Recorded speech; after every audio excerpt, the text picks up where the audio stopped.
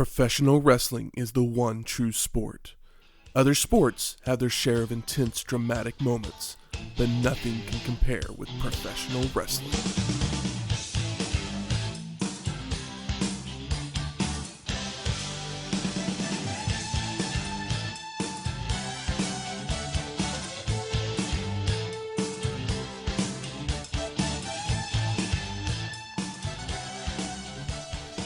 Welcome to Wrestling History X, where three friends come together to talk about the stories behind the matches. I'm Matt. Mike, Mr. Wrestling 3. And I'm Mad Dog Vashane. I didn't mean to, I just wanted to say, I gave away my name. I wasn't supposed to do that. I was just supposed to be Mr. Wrestling 3. Hey. It's okay. Breaking kayfabe. I know. I'm going to get stabbed on my way to the car later. Welcome to episode 90, Slamboree 1993. One moment.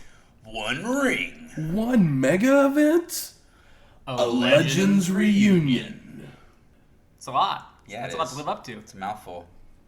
Yeah, a Legends reunion. I wonder what old Bischoff's trying to do this time. I mean, you remember how much I loved our Legends reunion. The 20th anniversary The 20th of anniversary? the Clash? I was way into that show. I liked everything about that show. It was a blast. Yeah, I liked everything about that show. Yeah, me too. We'll see what we like about this one. This was the inaugural Slamboree produced by the WCW. It would take place on May 23rd, 1993 at the Omni in Atlanta, Georgia. Have we been there before? A few times. Okay. Yeah, maybe.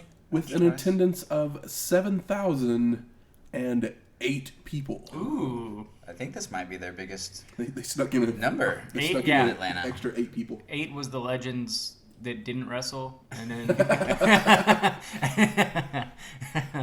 they made them pay. They might have. Sorry, Mad Dog. But we are in Georgia again. Yeah, we are. Hardest part of the job. Here you go, Shane. All right. What are you going to feed us? All right, we're back in Georgia. We've been in Georgia several times. I decided to do a little digging around, see what other foods are popular from Georgia, and I keep coming back to the same things. Pimento cheese. Yes. We love fried that, though. green tomatoes. We Still love a fan. those. Apparently, they are famous for a fried chicken biscuit sandwich. So Sounds tasty. Yes. I went to my friends here in Oklahoma City over at the Honey Bunny Biscuit Co. and got one of their awesome biscuit sandwich creations and elevated it just a little bit.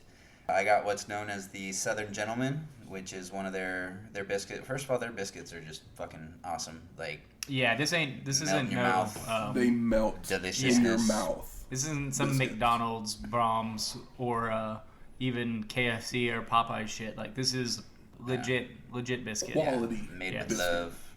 These biscuits can be my honey bunny anytime.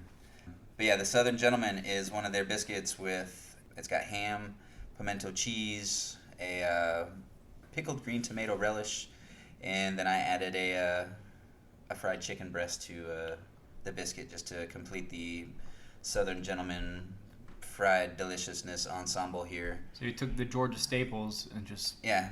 Put Georgia it all in staples, between a stacking biscuit. them up together and then slather them with more pimento cheese just to add that extra kick. And fuck yeah.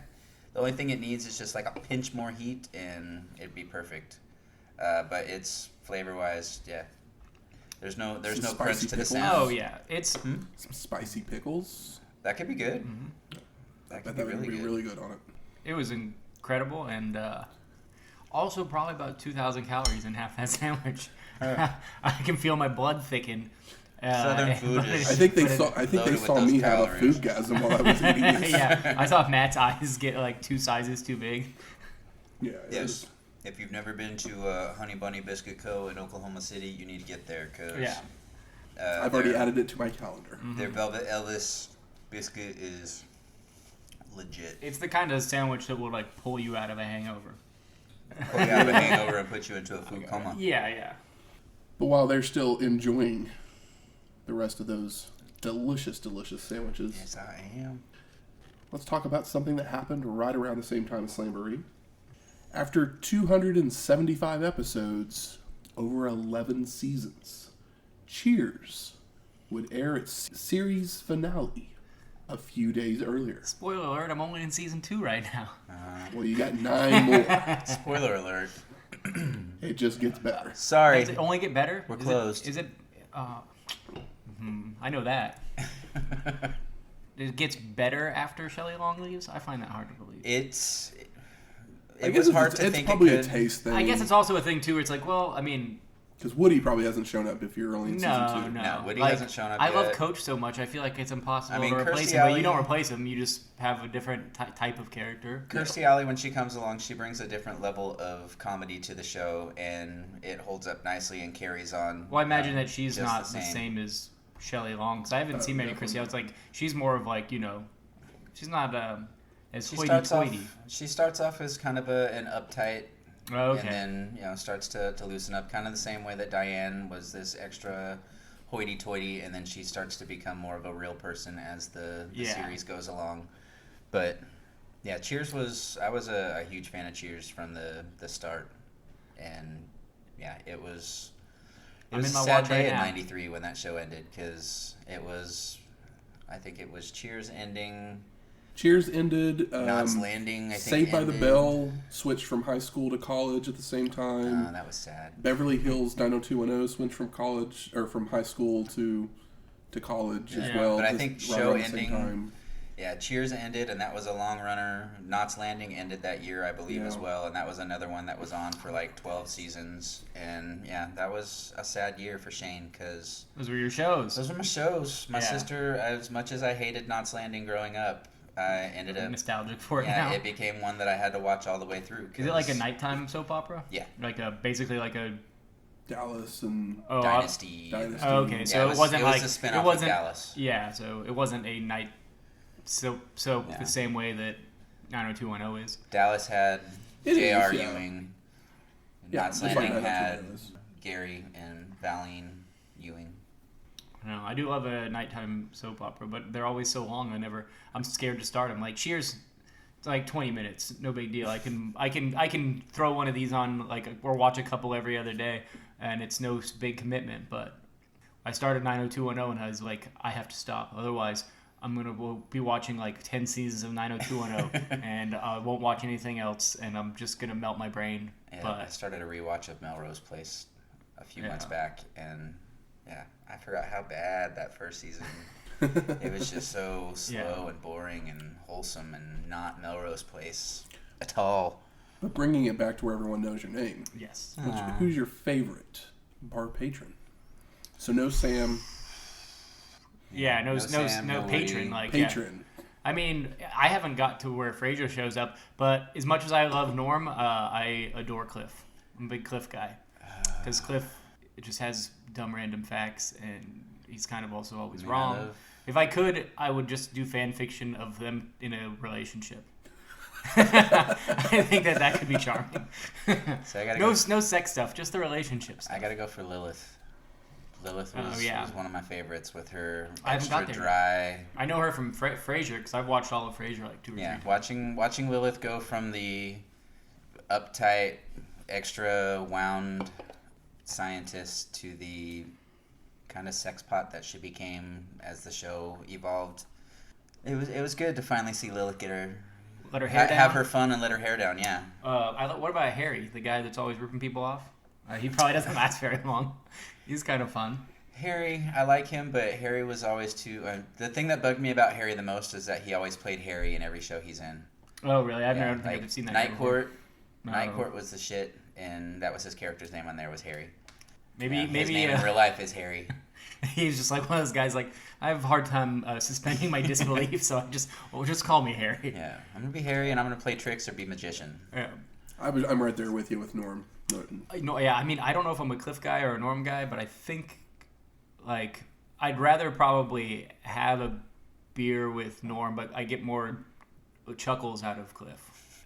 Let's get on to some wrestling. We get narration over pictures of legends in the wrestling business before going to pictures of current stars. Tony Schiavone then welcomes us to the show as we see a bunch of those legends in the ring. Roll call. We don't really get a roll call while they're all there. Like, actually, No, I was we like, don't. who are all these people? Why are they in the ring? Yeah. They don't really ever explain any of that to us. It'd be cool if they did a roll call and they all just like flexed. But Larry Zbyszko is with Tony at ringside. What a weird combo. Zbyszko says, "Time." Look what you did, JR. Look what you did when you left. Zbyszko's line that he likes to repeat many times over this show is, "Time fears only the pyramids and the legends of wrestling." Yeah, he thought that one up in the shower that morning and was like, Let's go. How many This is Jerry? a Let's winner. go. yeah, he's This like, is a yeah. winner. So if I can say it enough times, it'll be like, it'll be my movable object, quote. I think he was really trying to hammer it in there. Tony then tells us that Jesse, the reason he's not there is because he's in the hospital. Oh, poor guy. Or is he Get hurt on the actually set of Predator 2? filming Demolition Man? Because He's not in Predator 2, it was filming at the same time. Who knows if that... Demolition Man, wasn't he? Yeah. I forgot about that. Demolition Man, cool movie. Ooh. Also, I made a joke from that movie on the last episode. So go back and listen to it. Yeah. He then sends it to Max Payne, who's on the stage to play some guitar. Did they just hire this guy so they didn't have to search for national anthem people or whatever? Pretty much. And while he's playing, a bunch of oiled up men walk out a cart. Yeah, some flames that too. confused the shit out of me because I didn't know what that. Does Johnny B. Bad wasn't jump for out? sure. It's not Johnny B. Bad. You would It's assume the so. queen of Slamboree 93. Medusa? The No. fabulous Moolah. Yup, looking old as ever. Yeah. We haven't seen her in quite some time. No, A yeah. little bit. I had no idea. I was like, who is in there? What is the deal? What's going on? Moolah. When It's was the Moolah. last time we saw Moolah? So the last time we saw Fabulous Moolah was all the way back at WrestleMania 3. Dang. Episode 11. That's, Been a while. It has been a while. A little bit. Cue the Stained song. Yeah. What's Moolah doing here? Clean Not it up. wrestling. Nothing. Yeah. She just comes out and waves, and then all the legends leave the ring. Yeah. We then go to Eric Bischoff and Missy Hyatt on the stage, and they tell us they're going to be interviewing some of those legends throughout the show. They preview some of the matches when all of a sudden their lights go off. Oh my gosh. So bad. And I was like, what's going on? It literally was just a technical malfunction. Yeah. The Black Scorpion has returned. I know. I was literally like, Yeah. what is going on? Black Scorpion 2. It's the That's WCW. Halloween Phantom. Hey, that was Rick Rude. Yeah, but Hey, that's why I'm hoping for another still. one. Oh, it's alright. We get to see some guys in masks for no good reason later. Oh yeah. Eric tells Missy that she has a lot in common with the Hollywood blondes. She responds that they are just so sexy. Is that what you think Eric meant I mean, they had in common? they both have blonde hair. That's probably Yeah. that, and they're Closer. probably I don't know. I agree Not very with smart. Missy, and also agree with Eric.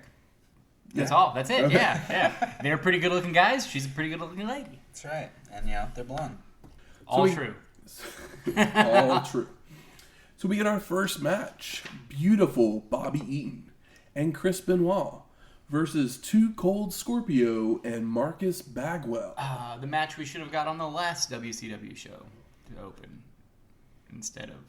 Well, I mean, we got Benoit and Or Scorpio. Yes. It should have been the opening match, is what you're saying. Oh no, I was thinking of the Eric Watts match. Maybe that was a couple shows ago. It's like Well, that was the last WCW okay, show, okay. yeah. Let me give you some advice, okay? Mm-hmm. Don't ever think of an Eric Watts match. You talk about him all the time. I can't keep him out of my head. Only when he's on the show. And you know what? He ain't. He, Okay. he's not a legend that's going to be reuniting anytime from soon. now on, he's he who must not be named. So Bagwell comes out in matching trunks and gear and does some dancing with Scorpio. So That's maybe a friend I right got a real there. tag team. maybe they've got a tag team thing. Yeah, I'm going all on. down for the dance party. And then there They look is good next to each other. I'm trying to think of like a name for the two of them. Bag of scorpions. Crazy is a bag full of scorpions. It just might work actually. It's not good. Hey, it's better than what was that? Fear, Violence, Connection, or Miracle, Violence, Connection. Miracle, Violence, Connection. Yeah. We then see a sign in the crowd that says, "Maris is great." Go Maris. Spelling is tough in Atlanta. Oh my gosh. Benoit and Too Cold start us off with the same pace they ended their Super Brawl match, as they are back and forth, avoiding each other's moves, until Scorpio hits a drop kick and an arm drag. Even Tony is admitting their Super Brawl match was one of the greatest matches that they've ever seen on pay-per-view. Hey, WCW standards. What does Tony know about wrestling? I mean, he's only been around since '83, you know. He's seen some shit. Chris with a forearm to Bagwell on the apron, which brings him into the ring, allowing Eaton and Benoit to double team Too Cold, only for him to come off the ropes with a crossbody on Chris. So Bobby then goes for an elbow drop, but Scorpio moves, forcing Benoit to take the blow, followed by stereo drop kicks from Marcus and Too Cold to send Eaton and Chris out to the floor to regroup. Once back in the ring, Benoit with a cheap shot on Bagwell when he's running the ropes, holds on to him so beautiful Bobby charges in, only for Marcus to back body drop him out to the floor.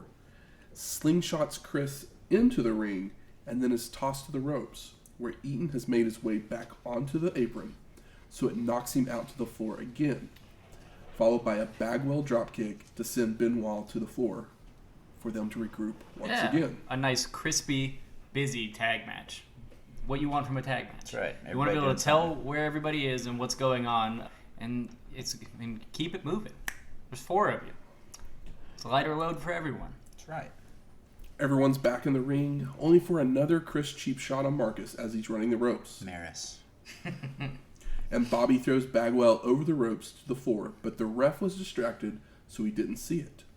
Eaton with a body slam hits a top rope knee drop. Benoit with a clothesline, a body slam, a second rope leg drop, all on Marcus for a 2 count.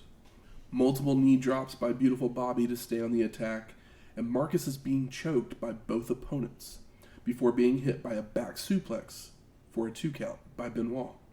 Snapmare and a head scissors where Benoit uses Eaton as leverage, follows up with a neck breaker and another body slam, and goes up top for a splash. But Bagwell gets his knees up, crawls to his corner for the hot tag. Scorpio with right hands on everybody, back body drop on Chris as Marcus comes back in to brawl with Bobby. Too Cold goes up top and comes off with a splash where he does a 180 in the air for the pin, and no! Eaton breaks it up. Because, after something like that, it's obvious 3 count. Everyone's still brawling when beautiful Bobby goes to hit Bagwell, but he ducks, and Benoit takes the blow, knocking him down. Scorpio has climbed back up to the top rope, coming off with a tumbleweed, which is a corkscrew somersault leg drop for the pin and the win. And that was a bad landing on that tumbleweed because he came down ass first right on Benoit's head. Yes. Yeah, it was rough. I was like, there was no leg drop whatsoever. It was just full on ass drop, cheek to cheek, basically. Yes, not the cheek to cheek that you want. Oh, one thing I liked about this match was I liked that the ref kept doing the count even when Bobby was messing with him. Yeah. Like Bobby couldn't quite get a hold on him, but tapping him on Bobby's the shoulder. trying to grab at him, and he's just still doing the count instead of. I thought it was funny and weird. Normally, I don't think I've ever seen that really happen before. I've seen him reach for the ref, but Bobby's actually pawing at him. We then go to Tony and Larry. They start discussing Colonel Robert Parker, and it sounds like they tell us that Van Hammer has turned down Parker's tutelage. They don't show us video or anything, but they tell us. I'd say Max and Van could use some tutelage, especially Max. Yeah. At least Van, we've seen him do athletic things. Yeah, Even though he doesn't really know his way around a ring, he can at least do a flip, and he looks like a wrestler. So that leads us into our second match.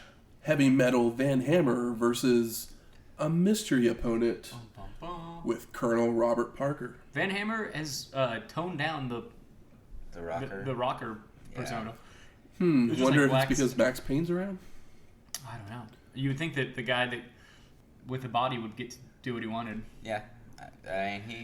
He's given up his guitar. Mm-hmm. You know, he still headbangs a little bit, but Yeah, he's got like all his doesn't his dress gear's rock and just roll. like all just like a black like It's like onesie. he took old singlet onesie. what's his face? He's not a baby. The Russian guy. Koloff? Yeah. Yeah, it's like he's He wearing. took Nikita Koloff's gear and just got tanner. Parker's in the ring, and he takes the mic and begins talking to Hammer, saying, "You physically assaulted me, and that was the biggest mistake of your life. I have your ride for the way home." And he calls out a gurney Yep. to ringside. A gurney. A gurney. Gurney.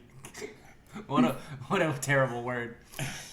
Before announcing the wrestler that Van Hammer will be facing, Sid Vicious. Oh, the master. I mean, the those are ruler two of the good-looking world. guys in the ring. Two big buff boys. Hey, yeah, and if you can't have one guy with long curly blonde hair, get a bigger, badder, more vicious guy with long curly blonde hair. They'll make it a triple threat. Where's Mr. Perfect? He's throwing a different guy with curly blonde hair onto car hoods. Before we go any farther, we haven't seen Colonel Robert Parker since AWA Super Clash 3, episode 23. He was part of the stud stable, and as he was a wrestler, then going by Robert Fuller. And Sid, we haven't seen since WrestleMania 8, episode 68. Yeah, he Tried didn't to stick end around very long. Hulkamania and instead just disappeared. He's We'll back talk, now. We'll talk more about that here in a second. So the match gets going, and Hammer catches Sid with a few punches, but Vicious retaliates with a clothesline and a powerbomb for the pin and the win. Ouch. I don't think Van Hammer definitely needs the toolage, but he's not getting any because he's probably out on his way out the door. Yeah, If you're getting squashed in 15 seconds. Yeah. I mean, that wasn't even that was beyond a burial there. Yeah, there's Wow. no coming back for him. He's stared at the lights for old Sid, so Sid can try again. I guess this was less embarrassing Is the than third time a charm? Is that what's being going on? put down by old Max Payne. So some history about where Sid has been. Hey. He failed a drug test prior to his WrestleMania 8 match against Hogan. But, they had already had it advertised, big moneymaker, so they allowed him to do the match. They also sent him on the following European tour over the summer. But once they got back to the States, he was told he would have to serve a suspension, and he didn't like that too much. No. So he quit and went and pursued a career in softball. Okay, I wasn't sure where you were going. I thought you were about to say pornography. I'm Softball. glad you said softball. Softball. Is that a career? There is a professional softball league, and that's what Sid Vicious went off to do. Okay. Cool. That's fun. I'm sure you had a good time. I'm sure he did. Play softball with the bros. All right. I thought softball was what older guys do that like baseball when they're 40, but they want to drink some beers while they play. Softball. Beer league softball is a very popular thing. Yeah, it was a staple of the probably 80s and 90s. He wasn't playing beer league softball. It was professional softball. He was playing HGH League. Yeah, pretty much. Huh. We then go to Eric Bischoff with Red Bastion and Bugsy McGraw on the stage. Oh, and Red is chewing it up for the camera. Red Bastion is a professional wrestling Hall of Famer and probably best known as the man who discovered Sting and the Ultimate Warrior. Oh, well. All right. Well, I tip my hat to you, Red Bastion. 'Cause Yeah. I don't One of know who those, the hell you were before then. Took to wrestling like a fish in water, and the other one...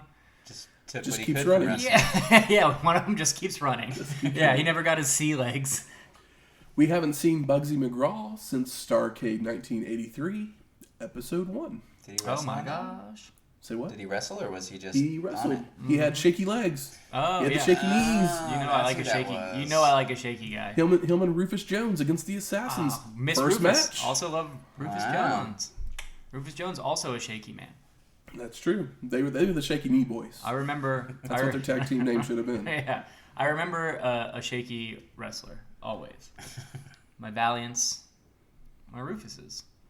Red gives us a promo where he says these guys are bigger, stronger, makes me happy. I'm not wrestling anymore.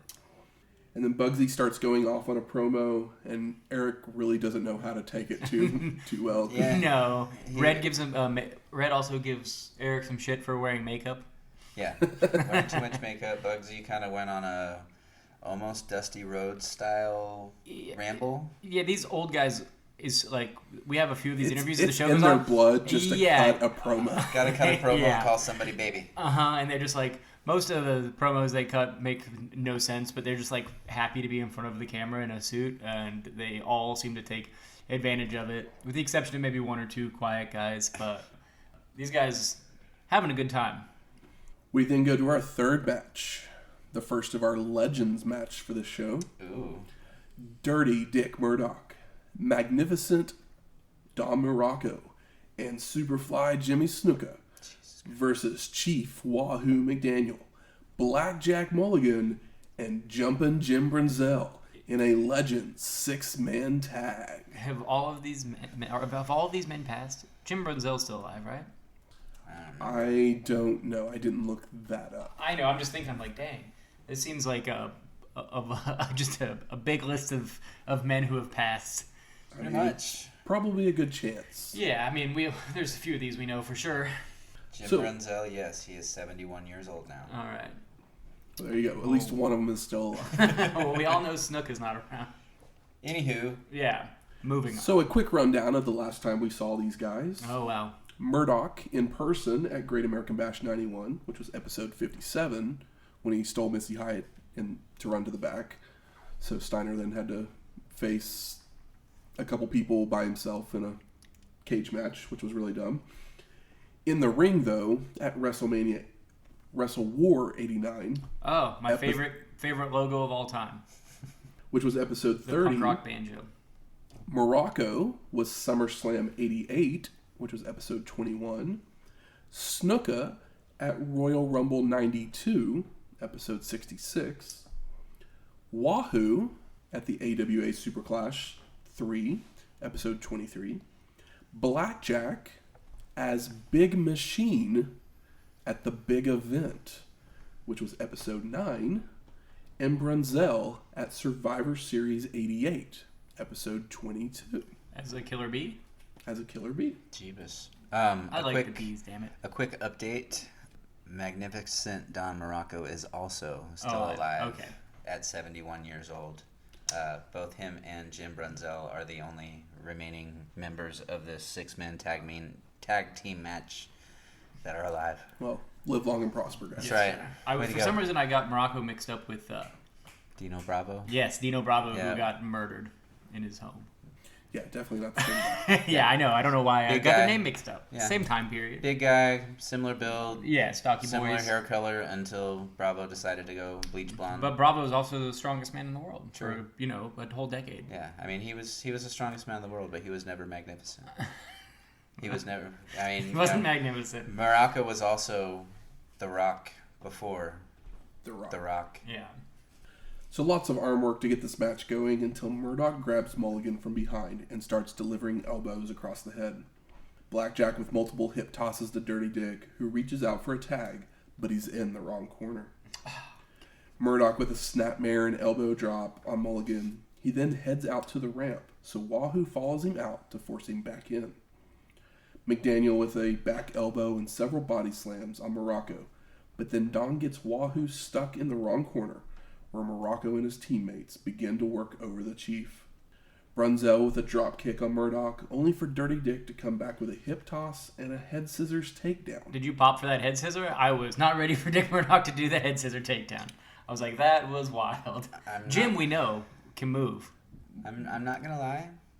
I didn't put a lot of attention into this match. Oh, come on. Because I just could not get excited about it. So well, I got excited about at least one thing.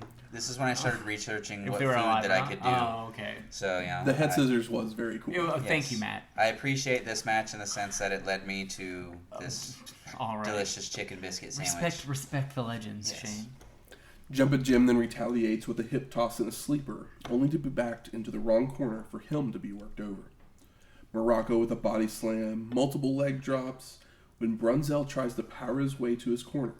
But the ref doesn't see the tag, allowing Don to go for a clothesline, but Jumping Jim ducks, so Supafly takes the blow. Murdoch with a swinging neckbreaker for 2, Irish whip hard into the corner and goes up to the top, coming off with a calf branding, which is a diving knee drop. Bulldog. Yeah. Where he basically puts his knee on the back, back of his Incredible head looking and move. just Yeah. drives him down into Also the a mat. good name for it. It's followed up by an elbow drop and makes the cover when Wahoo makes the save. Brunzell with a crossbody onto Muraco for a 2 count, but then Snuka comes in with a body slam, goes for a diving headbutt, but Jumping Jim moves to avoid before cradling up Supafly for a near fall. Snuka goes for a back elbow only for Brunzell to move, and Muraco takes the blow. Don and Supafly start arguing and shoving each other in the ring when Wahoo and Brunzell each cradle them up for a 2 count. Pier 6 breaks out with everyone brawling, and the ref calls for the bell for a double DQ. I was waiting to see if you were going to say Pier 6 or not so I could do it. I was like, waiting. Post-match, Wahoo tosses Snuka to the ropes and hits him with a chop on his way back that sends Supafly diving towards the ropes and does a full 360, no hands, fall out over the ropes onto the floor. It was a gross, gross I was like, bump. Snuka, you don't have to do that. It was so gross. But I don't think you could tell that man anything. No. I mean, you could tell him anything, but what he would retain, not too much. Yeah, I was like, oh, man. But, I mean, he's definitely a performer. Like, Oh, definitely. Snuka once, like, there's a reason he was so popular. One, he always looked incredible. He doesn't look any different now than he did in, like, fucking 1978. Yep. And he's just the kind of guy that demands your attention, like, at all times. He'll do anything for the pop. Yep. Addicted to the pop. So this would be Blackjack Mulligan's final match of his career. And it would also be the last time we will see Wahoo McDaniel and Jim Brunzell. We never see him again. So, Bye con Dios. thanks for all the memories, guys. Yes, of course. Like I said, a big Killer Bee fan back in those early episodes. Missy's then on the stage with the Assassin and Mad Dog Vachon. Mad Dog Vachon is a professional wrestling, WWE, and Wrestling Observer Newsletter Hall of Famer. And remind me, is he Luna's dad? Yes. Cat. And we last saw the Assassin at Clash 20, the last Legends reunion that we basically saw, which was episode 75. 20th anniversary of the Clash on Exactly. TBS? Or The Assassin of wrestling on TBS? Just show up. It's like they just always get invited. Paycheck, baby. Uh-huh. Vachon starts cutting a promo, then Hyatt turns to ask the Assassin a question. But Mad Dog grabs the mic back, saying, "I'm not done talking." Told you, man. These guys, they want that camera time. Assassin then starts cutting a promo on Dusty Rhodes. And I was like, is that a match anyone actually wants to see? I mean, if Dusty's there, I want it. But now, do I really want it? No. But if Dusty's involved, then I'm not mad at it. So I did a little bit of research. So over the course of like literally the next year, the Assassin keeps showing up and continues to cut promos on Dusty Rhodes. I'm pretty pumped about that. Awesome. But the match never happens. Really, it's just him. You think he's just doing it when they put a mic in front of him? And they're like, well, we can't. We're not gonna tell him what to do. He's the Assassin. I guess. One thing I'd say about the Assassin here is he is busting out of that mask. His face has always gotten. been busting out of that mask. I know, but here maybe it's more obvious because he's so much closer to the camera. But like he's got a large mask and a double XL face right now. So we're headed off to our fourth match. Ivan Koloff. Legends match number 2. Exactly. And Baron von Raschke versus Thunderbolt Patterson and someone. So the last time we saw Koloff was at Starrcade 88, episode 24. Von Raschke at SummerSlam 88, episode 21, and Thunderbolt at Clash 20, which was episode 75. He was one of the people they interviewed. Thunderbolt takes the mic and says he will take on both men. And after he says this, Tony then tells us that Bullet Barb Armstrong was supposed to be in this match. Yes, and he actually says, I'll kick both y'all's ass. Because Thunderbolt has got that energy that I like. Exactly. But without Sassy lightning, man. is he very, very frightening? But Bullet Bob actually had to have emergency knee surgery, so he was not able to make it to the show. Oh, from working out the day before. So Ivan and Baron start running down the Armstrong name when Brad Armstrong comes strolling down to the ring, takes the mic, and says he will take his dad's place. And we haven't seen Brad since Clash 21, episode 78. Was that I think that's when he got beat down by Pillman? Pillman? Oh, yeah. Yeah, when his dad was there, or wait, no. He got beat down, yeah. He got beat down one time by small, Pillman. like, singles? Small, I don't even if you could call it a singles run. Pillman acted like he was hurt and yeah, then beat him yeah. down. I remember that, but I'm just like, I guess he had a small singles run because then, they did that tag team where they had like 3 different names. Yeah. Wild-Eyed Southern Boys. No, that was Tracy Armstrong, Oh, not Brad. okay. Or I thought it was Brad Armstrong and Tracy Smothers and Steve Steve Armstrong. Okay. I was like, it wasn't Brad. I knew it wasn't Brad. Too many Armstrongs. Brad was Fantasia and the Birdman. or something yeah, like that. Arachnum. Arachnum. Pff, poor guy. Yeah. Fantasia was fun. He's not done yet. No. Too many Armstrongs. I apologize for any Armstrong stands out there. Yeah. Patterson and Armstrong attack the Foreigners with a back body drop kick, and big right hands that send Koloff out to the floor by Brad, followed by Baron being knocked out as well. Thunderbolt has some very unorthodox movements. I guess that's the way you could say it. Something like that. He's like strolling around the ring. Oh, doing yeah, that, like, yeah. I know audio doesn't work. Yes, you can't see me. They can. He's less of a shaky man and more of like if Dusty was as cool as he thought he was, kind of thing. You know what I mean? Okay, yeah. You know what? I don't know. get It's what kind of you're a way saying. to put it. But those unorthodox moments, Granted, we love Dusty Rhodes. yeah. It allows him to slip out of a headlock by Von Raschke multiple times. Ivan with a snapmare and a leg drop on Armstrong. The Foreigners follow with a double back elbow, and then Baron with a head slam into several turnbuckles before locking on the claw. But Patterson comes in, slapping Von Raschke away, allowing Brad to make the hot tag. Thunderbolt with rapid strikes on both members, then tosses Koloff into Baron for them to be knocked down. Armstrong with mounted punches on Ivan, Patterson with a double throat thrust on Von Raschke for the pin, and the win. Yeah, that was a match. Yep. This would be Thunderbolt Patterson's final match of his entire career, and it would also be the last time we see Ivan Koloff and Baron Von Raschke. What do you do after this? Sell cars? Thunderbolt Patterson here with the news report. The weather report Yeah. for Georgia. Did you know that my favorite man Rick Steiner just sells houses now? Really? Yeah, his brother, I mean, I can count him. does math and owns Shoney's, but he's out there probably selling $1 million homes. I I'd thought that be was happy weird. to buy a house from the Dog-Faced Gremlin. I mean, I would probably I'd fake pay it, extra fake if it you- just to hang out with him. So the thing is, Pay you extra call if you- Conrad to get a mortgage, and then you Oh. go to Rick Steiner to buy the house. There you go. Get to meet the Podfather and the Dog-Faced Gremlin all Yeah. at the same Yeah, time. go sign the paperwork over at Shoney's. Over I don't know what Shoney's has. Over Breakfast a buffet? chicken fried steak. Yeah. I haven't been to Shoney's since I was like 13, so I'm trying to remember. But I it was don't even something think there breakfasty. is one in the state. I assume it's Well, like not anymore. a mix between like It's a buffet, oh it's a buffet. Yeah. Gross. It was like Grandy's, so but probably better. not open at this point. Nah. We then get a Flair for the gold Woo! with Ric Flair and Fifi the Maid. I know, what a terrible poor name. The set looks like a house is on the stage with some ladies sitting on a couch over on one side, Fifi's serving drinks on the other side.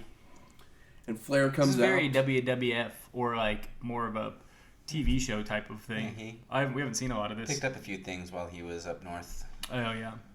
Flair comes out and says, "Tonight's the night you will never forget, for it is the reunification of the Four Horsemen." But is it really? Did you pop a little bit? Yeah, I mean I did, but I was like, I don't think missing one later. I have like a sub in. Fifi then comes walking in and does a little twirl, Mm-hmm. Fifi, She's not there to only look good. She's there to serve drinks. That's right. if you don't know, Fifi is actually the current Mrs. Miss Ric Flair. Oh. And so I'm glad you said that because I was looking at her thinking, all right, is she past, present, or future Flair? How many Flair wives is there? I think there's 4. That's She's the 4th one. That's not that bad considering. Yeah. That's like a normal Oklahoman man. But many have ridden the Space Mountain. Yeah. Rick then brings out Arn Anderson. And the last time we saw him was at Clash 21, episode 78. Too long. I agree. Yep. Arn cuts a promo on Barry Windham's because they have a match later on in the night. Flair then gives us the bad news. Tully Blanchard isn't showing up Boo. That's because what I'm talking about. WCW wouldn't pay him what he wanted. I wonder what he wanted. More money than they were going to give him. I mean, yeah, obviously. They were So probably then- just going to give him the standard Legends, payment that they Yeah, were giving yeah. everybody else that showed up there. $50 and a 6-pack. Yeah. We'll say your name on TV and remind people who you are. Rick then brings out Ole Anderson. And the last time we saw him was as a referee at Beach Blast 92. Oh, when he went from heel to face. Yeah. Heel ref to face ref. Which was episode 70. But this would be his only appearance with the Reformed Horsemen, as him and Flair did not get along at this point. I mean, from what I understand, Ole's pretty hard to get along with, and I'm sure that Flair's probably not always the easiest guy to get along with either. Definitely No. not. Flair's going to say and do what he wants to say and do because He's fucking Ric Flair. he's Ric Flair, and sorry, Ole, but You're not fucking Ric Flair. you haven't done much than referee a match in the last year and a half. And you're not nearly as entertaining as the other Anderson. You're not heir to the throne. Favorite Ole Anderson match? Starcade 84, him and Keith Larson. I don't need That tells you how long ago it's. Yeah. Actually, no. Him and Arn did have a match versus the Rockers, or not the Rockers, Rock and Roll Express. That it was a time limit draw, I believe. Oh, okay. Okay, that's one more. Rock and match Roll that I can think Express of. are involved. It's probably worth your time. Arn involved, probably worth your time. Ole, not all the time. Yeah. It was 10 years ago, so Yeah, it was a little bit more worth He your was, time. he was a little bit more mobile. Yeah. But then Rick brings out the newest member of the Four Horsemen. Who can it be? These are big shoes to fill. I know. You gotta set the standard or fit in with the standard. It's got to be somebody big. It's got to be somebody legendary. Somebody that's going to be remembered forever and ever and It's ever. none other than fan favorite Rick Who'd we Rude. get? No, Pretty it's not Rick Rude. Paul Roma. Huh?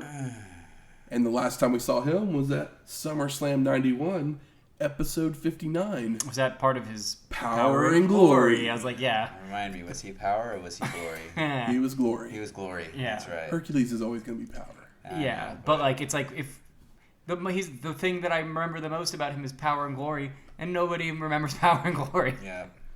So I got a question, kind of a side tangent here. Yeah.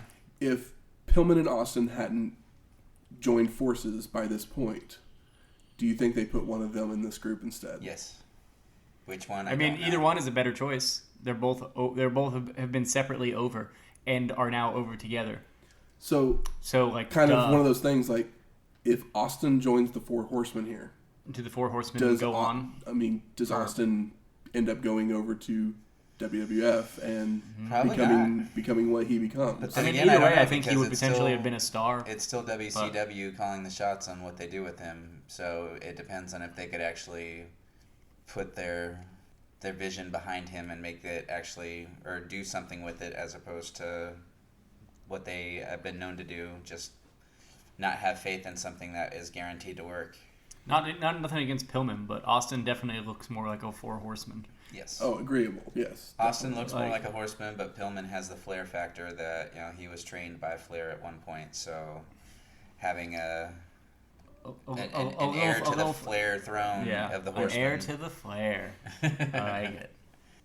But it's Paul Roma. It's just a side tangent that I definitely. thought of when I saw this. I was It's just an interesting thought because it's like, I just want to know what who else are they going to do with they Paul were Roma? choosing between. If Paul Roma was the winner, who else? I mean, was also in it could have been a contention? last minute. It was probably a last minute thing because Well, Tully probably. they wanted It was Tully probably to a come last back. minute thing where Tully was like, "Nah, like I want this," and they were probably trying to decide whether or not to do it. And I'm sure it was more than they could. I mean, granted, it They is weren't Ted paying Turner, anybody but like, anything at this point. yeah, they were still trying to. They this probably is were still like the- hemorrhaging money at this point. This is the beginning of the. Or I guess they're so coming this back is up. the They're Four filling all the Horsemen venues. Phase. Yeah. Which happens a lot, right? Paul Roma is not the worst person No. that Yeah. joins the Four Horsemen in the next 10 years. Yeah. Deborah McMichael had a worse husband. We then go to Tony and Larry, and they're joined by Johnny Valentine to help call the next match. Valentine is an NWA, Professional Wrestling and Wrestling Observer Newsletter Hall of Famer, and is also the father of Greg the Hammer Valentine. Oh, I miss that moment where Greg got to be over here in the WCW. And then Flair left, and then who knows where Greg went. Yeah. There was that moment where we were all so happy for him. Valentine was actually on the same plane that crashed with Ric Flair, Crazy. and he was paralyzed in that. Oh, Jesus. Yeah. So then the So was he in a wheelchair here? Yeah. The I rule was remember then seeing made him. that no Valentine and Flair could be on In an airplane the together? same card. So Oh, the same that's- card? Is that what it is? That's why Greg Valentine left as soon as Flair came back. Because it was bad juju. We then get an ad for Beach Blast 93. Ooh.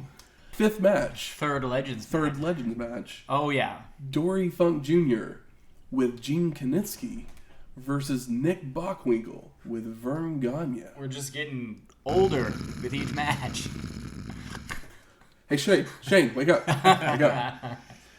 So Bockwinkel is an NWA Professional Wrestling, WWE, and Wrestling Observer Newsletter Hall of Famer, while Gagne is a Professional Wrestling, WCW, WWE, and Wrestling Observer Newsletter Hall of Famer. Yeah, so wake up, Shane. And literally, like this show makes me feel like I'm doing Starrcade '83 again, because like every single match, I'm like having to be like, this is all their accomplishments. I was like, I started this gimmick in episode 1, and I'm regretting it now. Yeah. Wait till we get to like. It's your food challenge. This will happen. So the last time we saw Dory Funk was at the big event as Hoss Funk in episode 9. And we saw Kiniski at Clash 20, but the last time he was in the ring was at Starrcade 83, episode 1, as the referee. I'm still very upset about that. They play this matchup, the announcers do, as AWA versus NWA, as Bockwinkel was one of the longest reigning AWA champions of all time, while Dory Funk Jr. is one of the more notable NWA champions. And didn't Larry Zbyszko was the last one to take the belt off of Bockwinkel? I think Zbyszko may have been the last AWA champion, but I don't know if he took it off of Bockwinkel. I think he did. I think he talks about that here, which I thought was interesting. So the match gets going. There we get lots of mat wrestling when Dory gets Bockwinkel into a corner and starts delivering stiff uppercuts, which brings Gagne to the apron to distract the ref. Kiniski tries to sneak in to help while that is happening, but the ref turns before he can make it into the ring. Gotta be quicker, Gene. Come on, speed it up, man. Funk escapes an arm lock with a body slam, only for Nick to come right back with a body slam of his own to knock Dory to the floor to regroup. And 10 minutes remain in this match. Oh, and Tony Schiavone is just like, it's like he's got notes. He's just like spouting off history like he's Chris Charlton over here. It's pretty funny to hear from Tony of all people. I thought it was really weird. It's like, oh, somebody gave Tony something to say. Because I'm pretty sure he's not pulling this off the top of his head. JR's not there to ramble off those facts anymore, so... Well, he would just tell us whether or not they played football. Tony also tells us that the first induction into the WCW Hall of Fame will be later in the show. Oh, yeah. So why don't we ever count the WCW Hall of Fame? I list them when they're in I guess there's probably only like 15 people. Gagne's in the WCW. When you started going into the Hall of Fame stuff, it's just like... I get it. I'm back, though.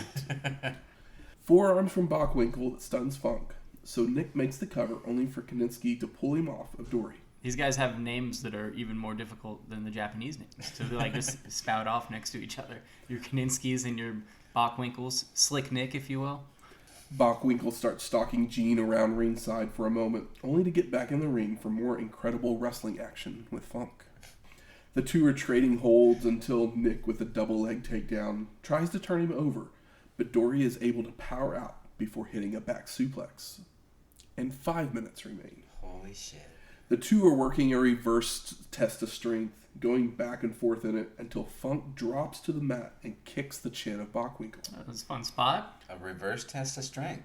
I mean, you know I love a good test of strength. You put that thing down, flip it, and reverse it.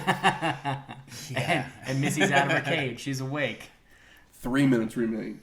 Dory with some forearms that knock Nick out to the ramp and brings him back into the ring with a vertical suplex for a 2 count. 2 minutes remain. Funk with a pile driver goes for the cover. That fallback Funk pile driver. I love it. I knew that's like when I saw a Funk in this match, I was like, well, I know I'm waiting for that spot. Yep. But Bockwinkel puts a boot on the rope. Dory goes for a double underhook suplex, but Nick reverses it into a backslide for a near fall. Back elbow by Funk, single leg takedown, and goes for the spinning toe hold as we hit 1 minute remaining, only for Bockwinkel to cradle Dory for a 2 count. Nick then goes to the figure 4 with 45 seconds left, but Kiniski runs in and stomps on Bockwinkel, which gives Dory just enough reprieve to make it to the ropes with 30 seconds remaining. No one going to call DQ on this match, really? I mean, there's only 30 seconds remaining, I guess. It's obvious that they had the plan. This is AWA versus NWA. You're never going to get this again, so you just got to let it finish. The two are trading strikes when Nick hits a body slam with 10 seconds remaining, but only gets a 2 count. Funk cradles with 3 seconds remaining, but they're in the ropes, so we have a time limit draw. Duh. Wow. Now, as much as you guys just hated on that match. No, I liked the match. Yeah. I liked this one. I was pretty into it, and I really appreciate that when it's over, you know what this beautiful crowd does? They give them a standing ovation. I know. It made my heart grow. I know. I was like, I didn't think this crowd was into this match at all by the way they were reacting during the match. I love the WCW fans are Wrestling more fans. they're more in tune with like the history of like the promotion and the people that have been working these areas for the last 20 plus years. You know, this is like everybody's 2 favorite grandpas just put on a little wrestling match together, so you know the whole world has to stand up and applaud because everybody had a winner in that fight. You know, even if you weren't rooting for anybody, just the fact that you got to see these 2 legendary people. Yeah, at one throw point down both these one guys last were time. like champions for extended amounts of time, and they're on television, and there wasn't a lot of channels when these guys were like there's a lot more eyes on wrestling in general. Yep. This would be Nick Bockwinkel's final match of his career. And Dory Funk Jr. probably is having a match right now somewhere. Finally very gets to possible. retire that hair. We then go to Eric Bischoff on the stage, and he has Lou Thez More and legends! Bob Geigel. And Geigel says that he thinks the style of the last match is coming back. Please, God, no.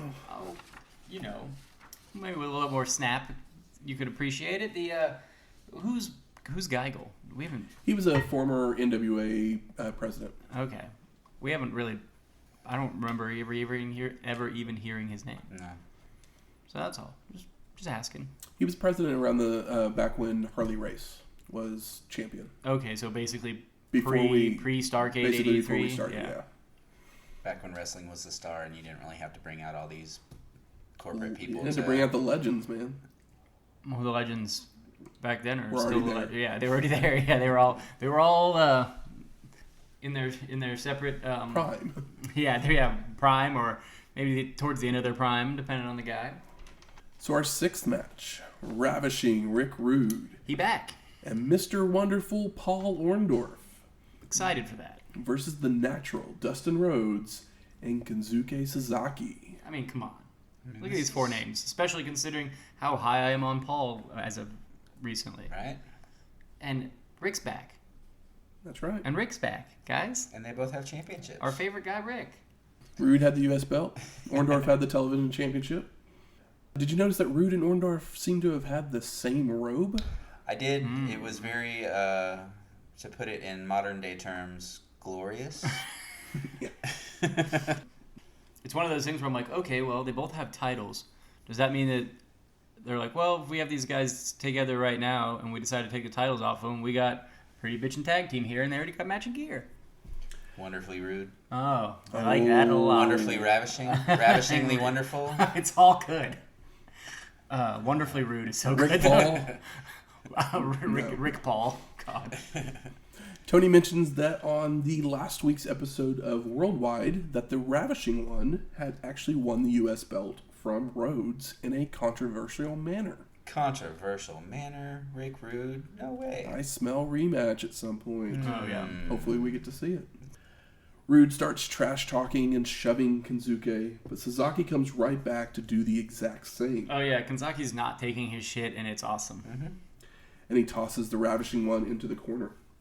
Rude starts laying it in with right hands and forearms, but misses a clothesline, allowing Kensuke to attack the arm of the Ravishing One. Mr. Wonderful tags in, and he gets the same exact treatment from his opponents. Rude and the Natural start trading blows until Dustin hits a back body drop, charges into a corner, only for the Ravishing One to get a knee up. But then Rude charges into a knee as well. And I love that immediately, like, Kensuke just starts working that Rude arm. So Rhodes goes for a crossbody that the Ravishing One ducks, sending the Natural flying over the ropes to the floor. Rude and Orndorff begin working over Dustin on the outside, slamming his head into the apron and guardrails. Back in, the Ravishing One with a swinging neck breaker does some gyrating before making the cover for 2. Mr. Wonderful comes in for them to double team Rhodes, slamming his head into a turnbuckle. Rude's back in trying for a pile driver, but the Natural fights out of it, only for the Ravishing One to then try for a backbreaker, which Dustin wiggles his way into reversing it into a pile driver of his own. Yeah, Dustin Rhodes is special. He's a natural. Orndorff comes back in to keep the attack going, but after an Irish whip, he and Rhodes bump heads for a double KO. One thing has been bothering me. Rick Rude, it must be like Colt Cabana cheap, or he's just not getting paid because his gear is blown out. Needs some fresh trunks. He hasn't had any in a while. I don't know what the deal is. You're supposed to be ravishing, sir, and you are in the ring, but let it trickle into the gear. He hasn't had a good prime Payday, time feud in a while, so he usually gets those new trunks with the special gimmick, graphics on it when he's got a hot feud going on. And I know, but even then, he could at least just. They look so faded. It's that what could have been. It's not thing fit again for the man. He was supposed to win the championship against Ron Simmons, and he could have had all kinds of new trunks. He would have had the cash from then on, but what could have been.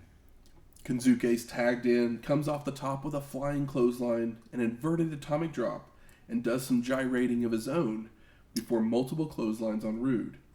Beautiful Lifts moment. him up with a military press and throws him at Mr. Wonderful when he comes into the ring, who then walks into a big right hand by Rhodes. Sasaki and the Natural then toss their opponents into each other for a double noggin knocker, sending Orndorff out to the ramp. The ref forces Dustin back to the apron as he isn't the legal man, where Mr. Wonderful attacks him.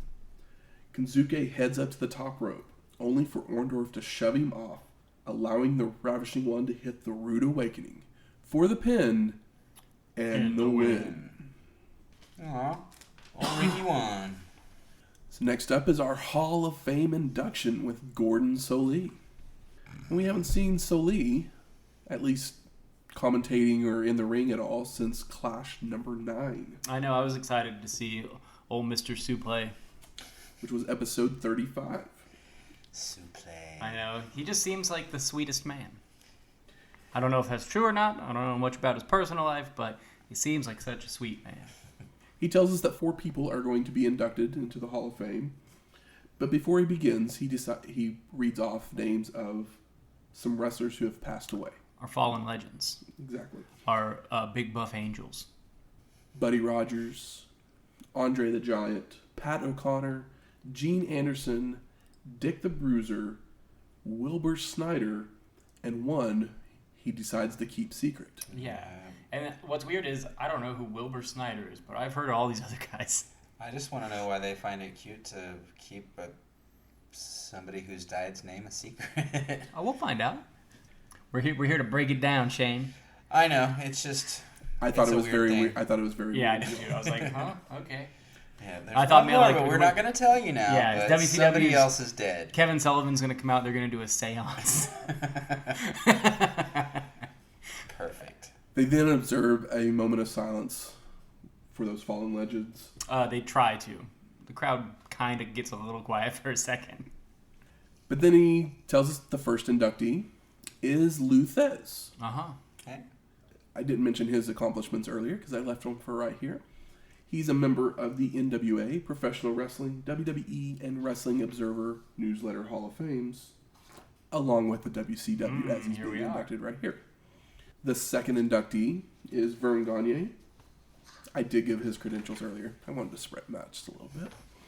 The third inductee was Mr. Wrestling 2. He's also a member of the NWA and Professional Wrestling Hall of Fames. We did see him in a video at Clash 20, which was Yeah. episode 75. Also, my namesake, as I am Mr. Wrestling 3. And the fourth inductee is the man who was kept secret, Eddie Graham. And he's being represented by his son, Mike Graham. Who has the most wonderful big diamond earring. He looks like a big Coke boy. Eddie Graham is a member of the NWA, Professional Wrestling, WWE, and Wrestling Observer Newsletter Hall of Fames, along with the WCW, obviously. Each inductee was given a plaque and some kind words going over their accomplishments by Gordon Soley. Yeah, some of these accomplishments that I enjoyed was that only 2 years ago, from obviously this point in 1993, Luthez was wrestling in Japan. It's like, damn. Also, didn't realize how big Luthez was. He's a big man. Mr. Wrestling 2, at one point in his career, to keep kayfabe, refused a invitation to the White House because he would have had to take his mask off. That is some energy I can get behind. You have to take your mask off to go to the. I don't think you can wear a mask in the Secret White Service House. Yeah, has to- I don't think they're just gonna. Has to know who you are. Yeah. Rude. You're being brought in, and you. It's part of your character. I know, but Stupid. Can't break kayfabe, man. yeah. Stupid. Yeah. I wonder if Sting could go in Stupid with Secret his Service makeup. ruin everything. Yes, he probably. Yeah, but I was like, oh, that one got a good chuckle, smile, and I appreciated it. Respect the mask. So congratulations to our 4 inductees. Yeah. And Yes. congratulations to Mike for his Earring. big handsome earring. If he just had a different tie on, he'd be looking like a 1993 superstar playboy. We then go to Missy Hyatt, who's up on the stage with Mr. Hawaii, Lord James Blears, and John Tolos. Who? Blears is a professional wrestling Hall of Famer. That's basically all I really have about him because I have no clue. Yep. And the last time we've seen Tolos before, I'm listening. it was at SummerSlam 1991, episode 59, as the coach. I can hear the damn whistle blowing already. Do you remember the coach? No. Mr. Perfect's, Mr. Perfect's manager manager. Oh, before the Genius. All right. He was Anything's only better in than one match. so- anything's better than the Genius. The whistle it just makes me think of fucking Bill Alfonso, and that whistle, I hate it. Oh, you'll grow to love it. It's like it's worse than Jimmy Hart's megaphone. It's just like it pierces. You want to know what's worse than Jimmy Hart's megaphone? Missy, Wait for this match. Missy gushing over Tolos. Yeah, I mean, And saying he was having a blast at the party last night. I was like, is she flirting with John Tolos? She's like on some She wants some- sugar daddy shit. Maybe he's a self-made man outside of this wrestling business. maybe he's like one of those Hollywood blondes. Maybe he's just I mean, those guys are good looking. too sexy. Tolos then cuts a promo on how great WCW is. And then Lord James gives Hyatt a monocle. Sure. Interesting. That's what I thought too. And maybe it's a fetish for him. He's like a pre-steampunk fetish guy. Here, Missy, take this little shiny object so it'll distract you from this next horrible match. Oh. Our 7th match. Sting versus the Prisoner. How could Sting be terrible? In a bounty match. Unfortunately, it's not Sting.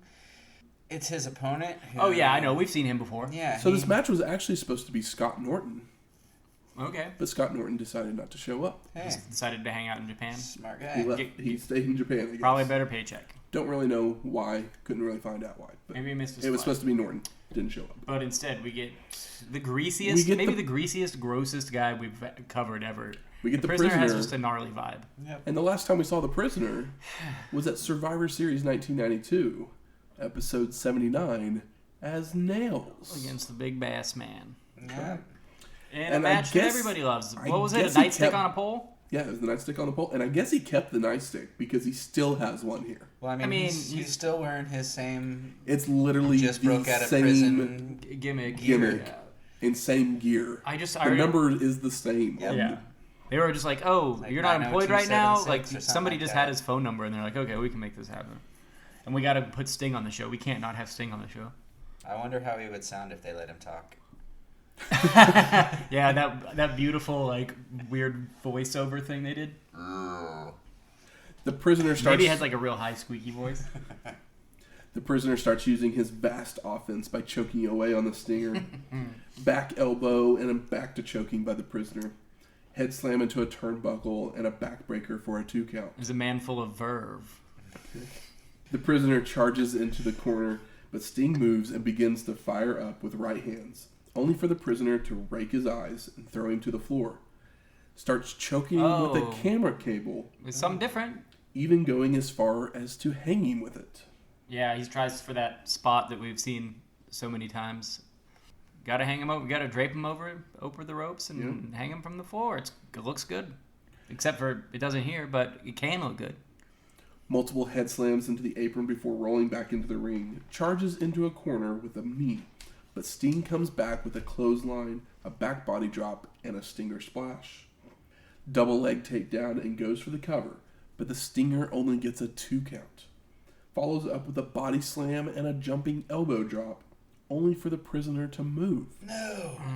The Prisoner then grabs the ref, allowing Sting to go up to the top rope, coming off with a flying clothesline for the pin and the win. Sorry if I yawned on Mike, but yeesh. He hit the Stinger splash Yeah. and then still had to do like 5 more moves to put down the Prisoner. Yeah. Did we really need the Prisoner to get this much offense? No. Did we really even need to have this fucking match at all? But I got good news for you guys. Mm-hmm. This will be the last time we will ever see the Prisoner. Oh wow! I was gonna say maybe he would start a tag team with Eric Watts.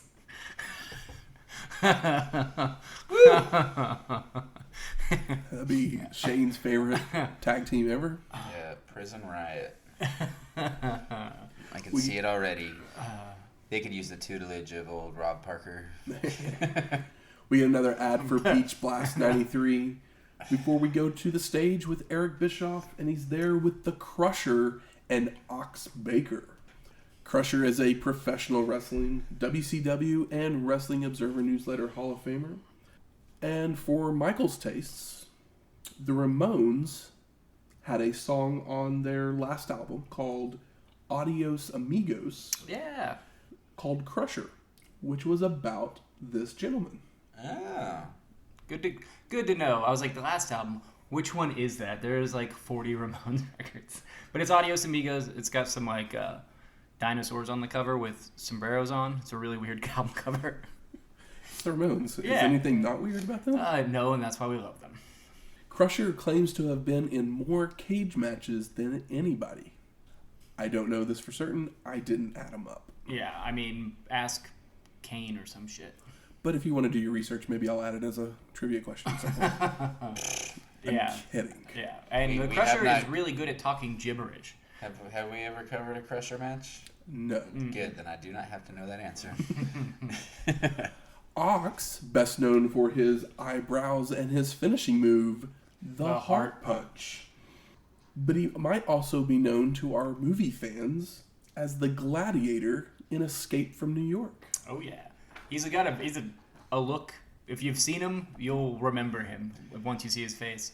Also, I've seen Ox Baker talk in more recent years, and he's an older gentleman, still entertaining, but not all there. But here, it was nice to see that he was cutting a promo and came off like pretty cool, like genuinely pretty cool, as opposed to like entertaining in the wrestling documentary 365, where he cooks potato. I think he makes, what's that crap called, where it's like ground beef and potatoes and corn or whatever, a shepherd's pie. He makes like a shepherd's pie on like a dirty oven in his house, and it is a rough thing to watch, but he's very charming.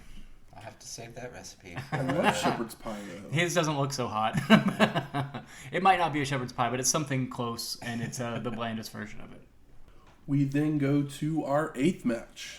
Ricky the Dragon Steamboat and Shane Douglas versus the Hollywood Blondes of Stunning Steve Austin and Flying Brian Pillman for the NWA and WCW Tag Team Championships in a steel cage match. So do each of them have a belt and we're unifying them, or does somebody have both of the titles? What's the up Hollywood here? Blondes have both of them. All right. They are unified. They just didn't unify But they're them. still technically both WCW and NWA belts. It's a mess. It doesn't make a whole lot of sense. It's all good. It makes perfect sense for 1993 WCW. Yeah. The NWA belts will disappear soon enough. So the story behind this match was that the Blondes had finally defeated Steamboat and Douglas for the belts and announced that there would be no rematches. So Ricky and Shane They bought masks? They would don the Dos Hombres outfits and win a non-title match to earn another shot. But nobody knew it was them at first? Correct. Yeah, Ricky Steamboat nobody else moves like him. Well, no, they didn't know until after the match they won. They pulled their mask off. Yeah, and they're like, oh, now we already have the shot, so you can't take it away. Exactly. Yeah. Fun idea. And that's why Ricky takes the mic and says they had good luck in the masks before, so they'll use them again here. I feel like there's got to be another reason. Did Ricky get beat up by his wife? He seems like the kind of guy that would get beat up by his wife. Maybe they were just... Which I mean is pretty. Which is honestly pretty good for a wrestler, because most wrestlers go the other route. Unfortunately, we see two sleazy-looking guys in the audience, and the only reason I bring it up is because Tony and Larry mention it. Yeah. I think they said something about Hollywood agents, maybe. Yeah, they have like a 90s mafia vibe / I guess like cigar chomping Hollywood vibe. Sounds legit. So the match gets going with Hombre 1. He gets his head slammed into a turnbuckle, a snapmare, and Austin tries to tear the mask off, only for Hombre Uno to start chopping away, letting us know that it's Steamboat. Yes. That's what they want us to think. The Dragon's working on Pillman and telegraphs a back body drop, but Flying Brian kicks him and attempts to slam him into the cage, but Ricky blocks and reverses. Arm drag on both Blondes by Steamboat, and Douglas comes in to work on Austin's arm. The two men both try to toss each other into the cage until Shane shoves them into it multiple times. Steamboat with a back body drop that sends Stunning Steve into the cage, an atomic drop that sends him into the cage again, and then thrown head first into the cage. Oh yeah, as well. Lots of cage. Yeah, as I write it, cage's weapon. Austin breaks the Hombre's momentum with an eye rake. Pillman slams Shane's head into a turnbuckle and goes for an Irish whip that is reversed. So Flying Brian jumps up on the ropes to come off with a crossbody that Douglas ducks. So Pillman drops down, only to receive a gut shot to take him down. Brian with choke, snapmare, goes for an elbow drop, but Shane moves and hits an arm drag. Steamboat with a military press of Brian and tosses him into the cage. Pillman's trying to back away, and ends up pulling Ricky into the turnbuckle head first, stunning Steve with a body slam, but his back gives. So the Dragon responds with clotheslines, takes Austin up into a vertical suplex, hanging him in a tree of woe from the top of the cage. Yeehaw. Pretty awesome. Ricky hits a splash on him, and the hombres try for an Irish whip aided crossbody, but Steve ends up falling from the cage right as Douglas ends up. So it sends Shane into the cage. Yeah, it's cool. It's like, this is what we use cages for. I couldn't tell if that was a planned him dropping. No. Or if he accidentally just slipped. Fell. Yeah, I couldn't really tell. Also, the camera's like really close, so it's kind of like it's like too close to where it's kind of harder to tell exactly what happened. But it's one of those spots where it's like that kind of looks like a botch, but it's the one that I appreciate. Where I'm like, oh, it adds that little bit of realism to it, even if it wasn't. Pillman with a jawbreaker on Shane. Austin with a back elbow, snapmare, second rope elbow drop. Quick tags and double teams from the Blondes, and they go for a cover, but Douglas gets his boot on the rope. Flying Brian with a snapmare comes off the second rope with an elbow drop, but Shane gets a boot to the chin and starts crawling to his corner, but stunning Steve hits him from behind to stop the tag. Desperation drop kick by Douglas.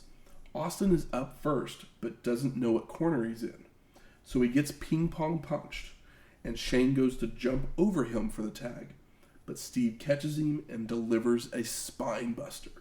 Body slam by Austin, and the Blondes go for their rocket launcher, but Douglas gets his knees up and makes his way to the corner for the hot tag.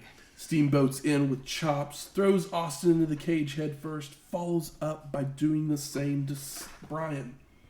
Steve starts heading up to the top of the cage to escape, though that still isn't a way to win in WCW. No. And the Dragon stuns us all by pulling Austin's tights down as he puts him on his shoulders for an electric chair slam. I mean, Steve was just trying to escape. They get the DQ, keep the belt, right? Yeah. Mm-hmm.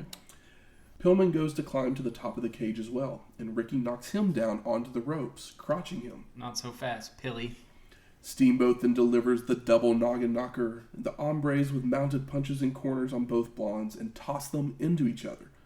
Attempt to throw him into the cage, but Pillman reverses, sending Shane into the cage instead. They really are using this cage in this match. I mean, yeah, they're making good use of it. Yes. Even though it's a tag match and it shouldn't be in a cage. Correct. Ricky with a drop kick on Brian, and he goes up to the top rope. Takes his mask off, so we definitely now have complete. We definitely know that it's yeah. We have visual confirmation. Yeah. Instead of coming off the top rope, he climbs to the top of the cage, coming off with a crossbody on both of the Blondes. Pretty fucking cool. Makes the cover for the pin, and no, they kick out even though the bell rung. Yeah, right at 3, bell rings. What's going on? The ref's yelling to the outside of the ring while the Dragon hits a DDT on Austin, but only a 2 count as the ref is late getting there. Steamboat then with a DDT on Pillman and makes the cover, but Brian kicks out. What's going on here? The hombres with stereo drop kicks on the Blondes both make covers, both for near falls. The hombres then go to toss the Blondes into each other again, but Pillman reverses, sending Shane into a stun gun by Austin, while Ricky is hit with a DDT by Flying Brian.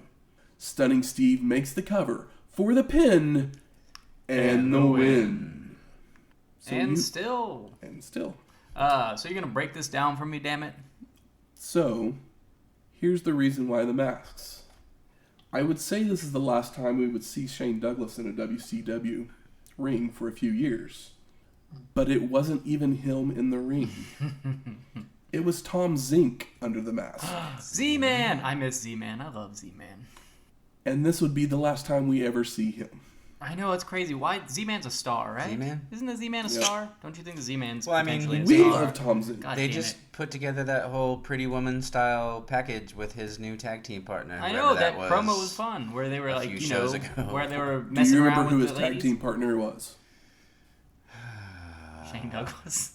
No, isn't it the guy who ends up becoming Max Moon or something like that? No. No. Was it Brad Armstrong? No. Who was it? I don't I remember. can't remember his name. Oh, okay. I thought you had it. That's the We couldn't point. remember. We were just excited because it was Zinc, and they were giving him a gimmick because he's never had a gimmick outside of just being like handsome and fun in the ring. Really, right? He's just like been a pretty straightforward babyface most of the time, right? Yeah. I love Zinc. Why didn't Zinc have a real career? Well, because they brought in Pretty Paul instead. Zinc doesn't have. Tom Zink should have been the fourth horseman. I don't know if that's true, but anything for my boy Z is what I want for him. Any and everything. Yeah. But instead, this is where his career legitimately ends. I mean, it's the last time that we see him. He's never in a In a big big show. promotion or anything like that. never again. So Boo. We're not going to see some Holiday Inn conference room. Not that we know of. no, I did not see any ECW stuff Yeah. on his resume. Man. Well, I hope Zinc is happy and healthy and alive out there right. somewhere. And maybe we can find him on Cameo. You Probably can't see it, not. but I'll even give the whole Zorro snap thing Oh, okay. in a Cool. Z formation. Yes. We then go to the stage. Eric's there with Dusty Rhodes, Mr. Wrestling 2, and Stu Hart. What? I know we've seen Stu a couple times, but I've never mentioned his accomplishments before. Let's hear him. He is a professional wrestling, WWE, and Wrestling Observer Newsletter Hall of Famer. And the proud owner of his own dungeon. Yes. Exactly. Also, Proud papa to many wrestlers, many children in general. yeah, they even talk about how he's got like 8 kids that are all wrestlers and 3 or like Married to 5 wrestlers wrestlers. and- Yeah, blah yeah. blah blah. The Stu Hart always looks like ass. Yes. He is just like the most like crotchety weird old man. Yeah.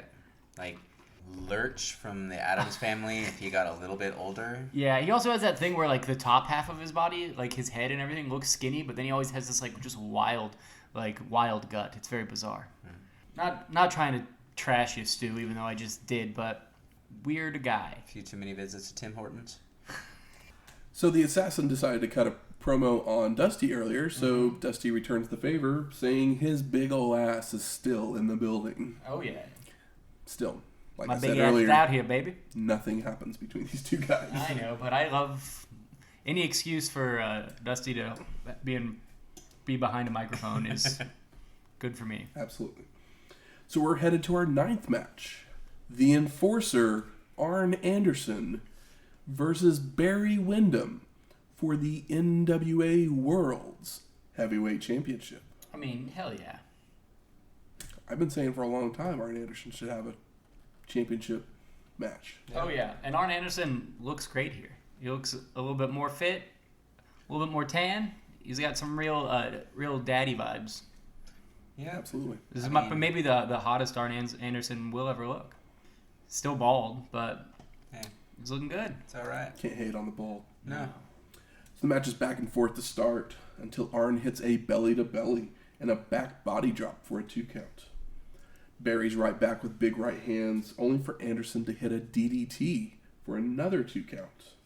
Windham retreats out to the ramp, then pulls the Enforcer out so they can brawl momentarily. Barry's then back in the ring and trying to stop Arn from coming back in. Drags him to the corner and attempts to head slam Anderson into the turnbuckle, but it's blocked and reversed. The Enforcer then climbs up to the top, coming off with a double axe handle, only for Windham to catch him in the gut on the way down. Arn is just like firing on all cylinders here. That spot when it starts where Barry Windham does the leapfrog and Arn just like stops short and turns around and like belly to belly or belly to back suplexes him. I was like, all right, I'm in. I'm already instantly hooked.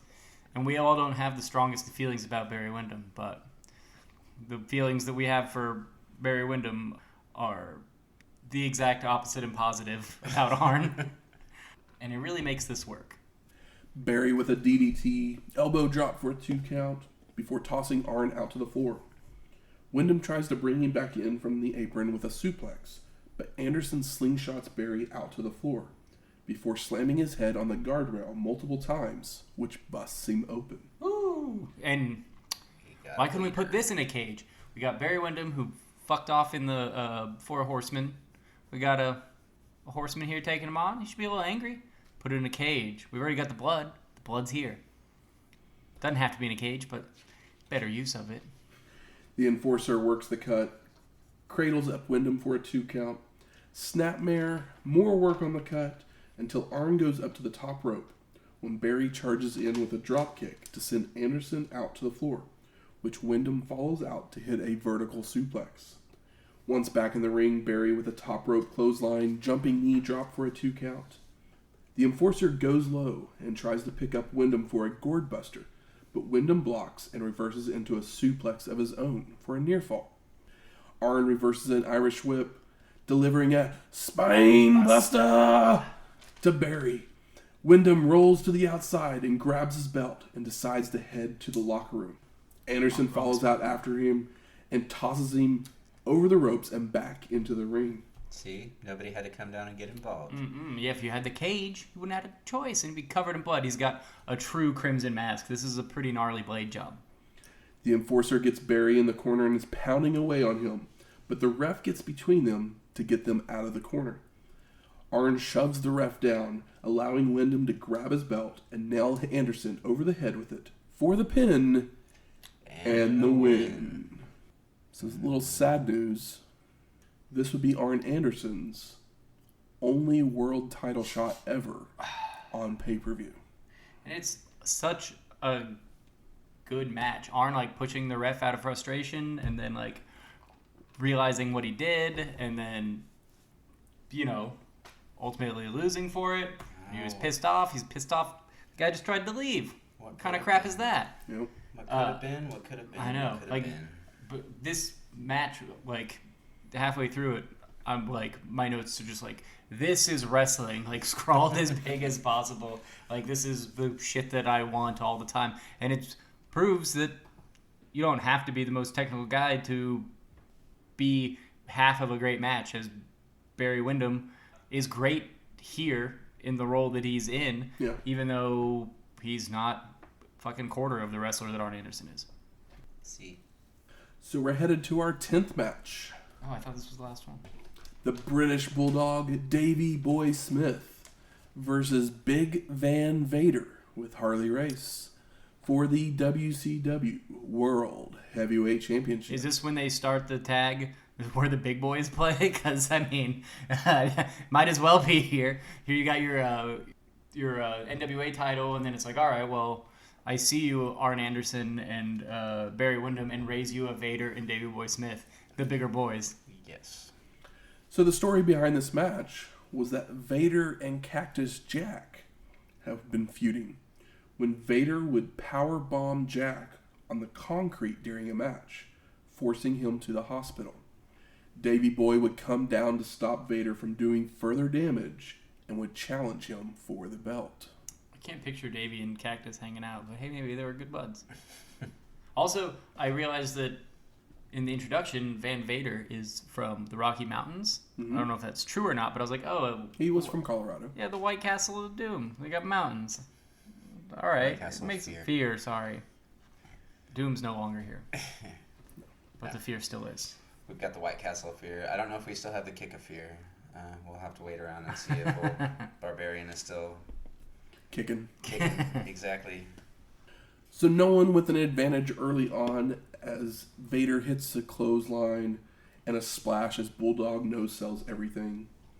Vader gets him in a corner and starts delivering stiff shots and choking him, pushing Davey Boy out to the floor, where Harley Race delivers a shot as well. Vader goes for a splash against the guardrail, but Bulldog moves and the big man flips over into the front row. Oh, and I love that Davey Boy Smith took a note out of Hogan's book and started finger wagging. Davey Boy body slams him on the floor and then hits a stalling vertical suplex. Ooh, it's a big stalling vertical suplex. It's a big boy that he lifted up. Oh, yeah, man. Another thing that I thought was weird was they talk about, Van Vader, attacking people during, public workouts. And I was I guess it was probably just a TV show thing, but I was public workout? What does that even mean? People showing them working out, and then he runs in and attacks them while they're working I get it, but I don't know. Beach gym setups. Walks up and starts throwing the old medicine balls at people's head. Mm-hmm. Bulldog charges in with a big boot in the corner, so Vader then goes up to the second rope, coming off, but Davey Boy catches him and delivers a power slam before clotheslining him back out to the floor. Yeehaw. Vader makes his way back in, and Bulldog goes for a crucifix, but Vader falls back, turning it into a Samoan drop. Multiple elbow drops and a Vader bomb for a 2 count. Goes back to the stiff shots, body slam, and goes up to the second rope for an avalanche splash. Vader sets Davey Boy on the top rope and climbs up for the superplex, but Bulldog blocks, knocking Vader off to the mat before delivering a diving headbutt. Ooh. Davey Boy hits a suplex for a 2 count, but Vader is back up with a clothesline, tosses Bulldog to the ropes, who comes back in with a sunset flip, only for Vader to drop down with a butt splash, which Davey Boy moves to avoid for a near fall. I mean, that could have... We about got Yoko'd.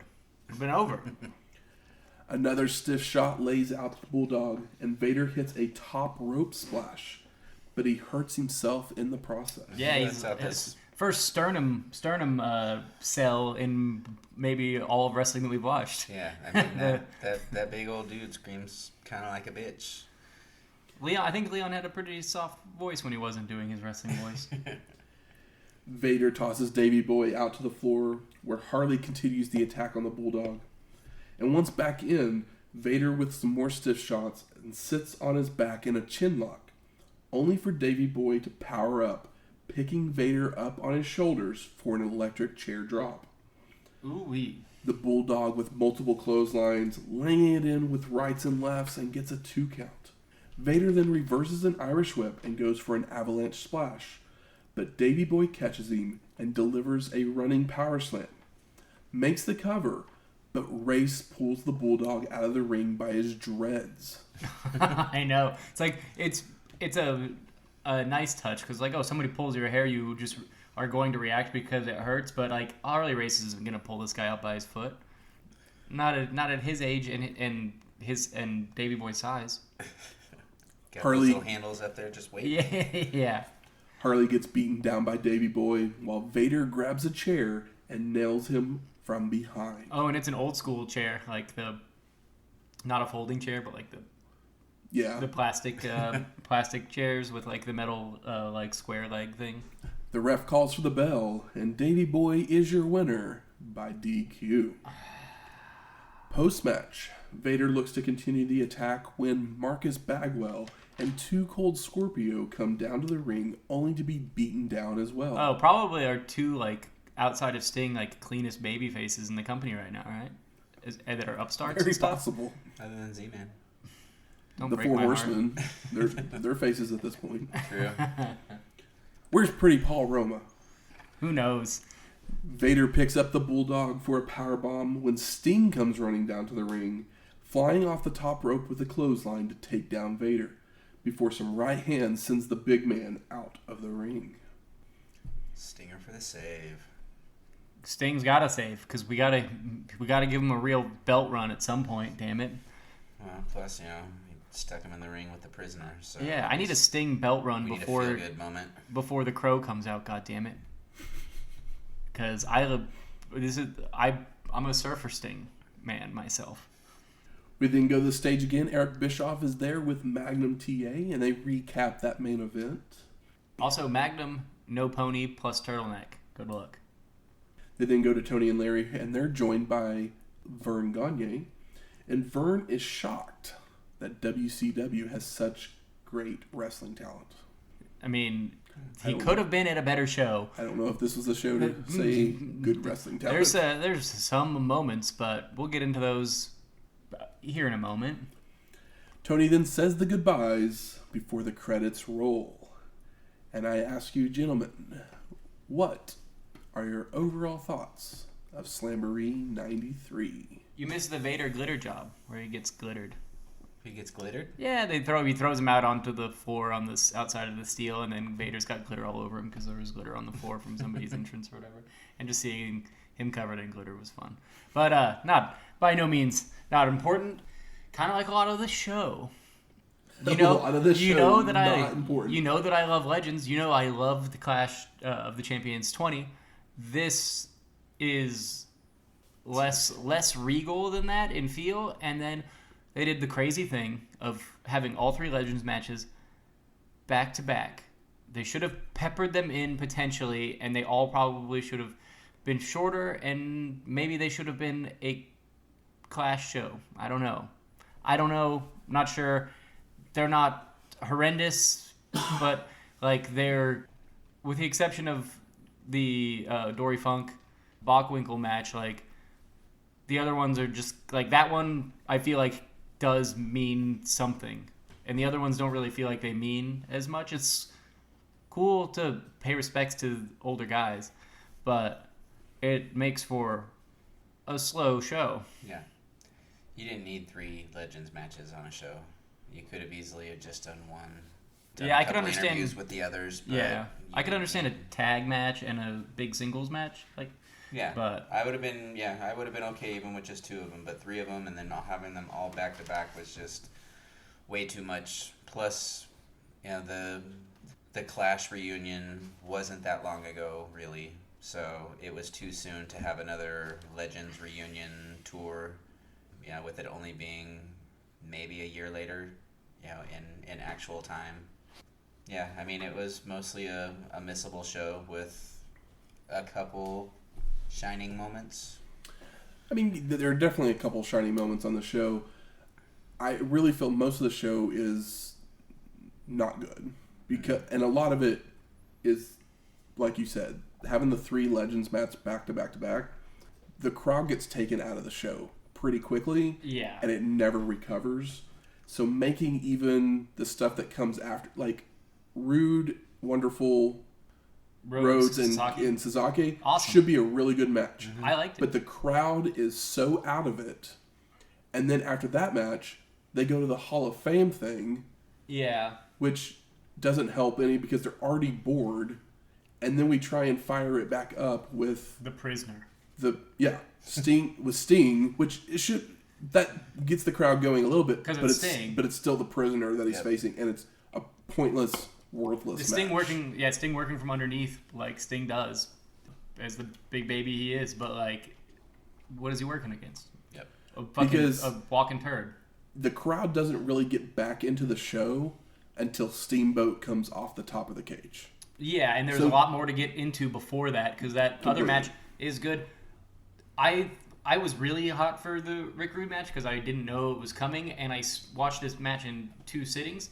I stopped at the end of the 3rd Legends match, so when I, like, a couple days later, fired it back up, and I didn't know I was about to get Rick Rude, and I heard Rick Rude, I popped because Rude's back, baby, and then I was like, okay, well, it's a tag match, but with Paul Orndorff, who I'm also high on at the moment, and then it's Dustin and Kiniski. I was like, well, shit, like. And then Kiniski had a really cool showing here, and then of course all the other guys did too because they're great. But it was cool that he wasn't just playing the part of like Japanese guy. He did some fun stuff. He like no sold fucking Rick Rude, fucked with him, and also mocked him. It was fun. It's cool. I think we're all in agreement though. This show is very missable. Yes. Yeah, I would say that all the good stuff here feels like, doesn't feel pay-per-view worthy. It feels like the middle of a feud type of thing. Or like, you know what I mean? They feel like mid-feud stuff that would be on a good episode of television or something. Yeah, it's weird. It's a weird show because like Arn and Barry, I think, is incredible and is like the kind of stuff I'm looking for all the time. And I think it's basically about as good as it fucking gets. But it also ends the way that it ends. Yeah. So it's just like, fuck, like, what is that? And then, like, the tag match, I think, would have been better if it would have been... They use the cage a lot, but I would have preferred to see these guys have a regular tag match without the cage because I know what a regular tag match with these guys looks like. Then you wouldn't have gotten the coolest moment of the entire night, though. It was a cool moment, for sure, but I think the Arn match is my favorite match. Yep. But... to me, the... Davey Boy and Vader was good big match, for sure. but it also ended the way that it ended. There's like no real resolution to anything that happens on the show at all. That's why it feels so not quite pay-per-view worthy. Yeah. And then you have all that other stuff that's kind of just sucking the momentum out of it. So like all these fuck finishes in between this middle of the show legend stuff. It's like, what is there to chew on outside of the, performances? But there's not really any big takeaways outside of some of the high spots. But there's no payoff for anybody at all. To me, except for Sid. Sid got his payoff. The name Slamboree sounds more fun than the show actually is. Yeah. Yes. Yes. Good. Where's the smart marks at? There. All right. Fuck you. I think it's time we smark it up. So, best moments of the night. We're just going to start off Steamboat off the top of the cage. Yeah. I said that just a minute ago. It's the best moment. Kinsake's moments with Rick Rude, I really loved. I thought that they were great. Aside from being mentioned by Michael, there was no Eric Watts on this show. he who will not be named. Yeah. The first tag match is probably my favorite match on the show. Oh, it's very good. That's just because Benoit and Scorpio literally pick up right where they left off the Super Brawl match. Yeah, and that's a good way to start it too, because okay, well, it is a tag match, so it doesn't really matter who wins, but you still get the interaction between those guys, and then you also have Bob Eaton, who's about as good of a hand as you can get. He's one of our favorites. Yeah, definitely. who's a better hand than Bob Eaton? Arn Anderson? That's debatable depending on what's going on, but they're, and then you got the young upstart Marcus Bagwell still slowly chipping away into everyone's hearts. I do like the good stuff a lot on this show. It's just that I wanted there to be, I don't know if any of these matches end with a satisfying ending. Not really. No. I think the Arn finish is cool. I just would, of course I want Arn to have the belt, but that's not happening. I just don't like that ending. I'm just going to move on to most disappointing. I think it's a disappointing ending for the sheer fact that Arn Anderson can take the loss without a fucked finish. Mm-hmm. Yeah, that's true. Unless he didn't. Arn Anderson is not that should have been Ric Flair, but Ric Flair still can't wrestle because of Ric contract. Flair just won. So or they would have Arn built Anderson it up to being a in the match match is just, they're basically making Barry Windham go through the Horsemen. Yeah, and I know that, and I like that story, and I loved watching Arn that Arn match. I adored it, but it does feel just placeholder. And Arn, like I said, Arn can take the loss. Arn is basically singles. Arn is very similar to one of my favorite wrestlers, Tomohiro Ishii. The man loses all the time, and it doesn't matter because he's still my favorite wrestler, and arguably one of the most talented and solid guys working today, and has been forever. But he's never gonna quite be that, and that's same with Arn. But if you are a wrestling fan, you notice it and you appreciate it and want to see more of that than most other things. The overall show for me was just most disappointing. It started out on a high note with that first match, and then you roll into surprise, Sid is our mystery opponent, and then you get the three legends back to back, and then you get a couple of good matches with the Rude and the tag team title match. Yeah. But, even as good as the Arn and Barry match was, you've got the fucked up finish at the end on that, and then you roll into the Davey Boy and Vader match that ends in a DQ. So it was just started off on a high note and then just immediately dropped down and tried to pick back up for a second and continued its downward I almost feel like they should have, you still start with the tag match they started with because that's the perfect opener. But you move... If you want to still do the three Legends matches, you move one up. You then get the crowd back by doing the Sid thing. Yeah, it's quick. The crowd's gonna pop. Mm-hmm. It's quick and everything. You put the Rude Orndorff tag match. Yeah. There, you then go to another one of the Legends matches. Sting. Yeah, but make that shorter, please. Yeah. That's all. Make this prisoner match shorter. But whatever. Or find a better opponent for him. And then throw in your Bockwinkel. Have him. I would actually go to tag title match next, because Nick Bockwinkel and Dory Funk, they are the best legends that are on this show, and that match. I liked the match. I thought I was worried that people were not going to like this match. I wasn't sure what you guys were going to think. I wasn't sure what this crowd was going to think, and then the crowd gave it a standing ovation. I was like, good for this crowd. Yeah. I am so glad that they did that, because I wasn't like yes, this is what I want, but I still was like, this is a really good match between two guys that have laid a foundation for this business. Yeah, and basically. like, even if those guys at the top of their game, that's not what the wrestling that we're watching now. It does not look the same as what those guys do. So you can't expect them to. But I think you move that match to after the tag match, after the steel cage match, and then you still have your final two matches, which are your back-to-back, which are your heavyweight belts, which those should always be at the end of a show. I think we all agree on that. Oh yeah, your world championships should always be the. I think it ended on like. I mean, I know why they did the Davey Boy Vader finish, because they want to continue that feud. Yeah. And I mean, obviously this match was really good. I don't mind seeing it again. I think the only ending that as long as it bothered me the most is the Arn win, because I'm just like, I'm okay with Arn losing. Yeah. I don't need to. I feel it helps Barry more if he gets a clean win. Yeah, I'm okay with Davey Boy losing, because you're going to lose to the world champion. That's fine. It doesn't take anything away, because you have a powerhouse match against each other. You can win the next one or two. I mean, they're probably thinking trilogy here. But the thing is if Vader beats him clean, then it's kind of the end of the feud. Yeah. So they're starting a feud. And like, who's better to go against Vader right now than the biggest dude you have? The most physically impressive guy. Sting. Well, yeah, Sting, but we've seen it. Sting is all start stop. He's like a fucking. He's made of glass. Well, let's move on to best performer. He's like Ricky Steamboat, except for Ricky Steamboat, he just gets bullied by his wife, whereas Sting gets bullied by injuries.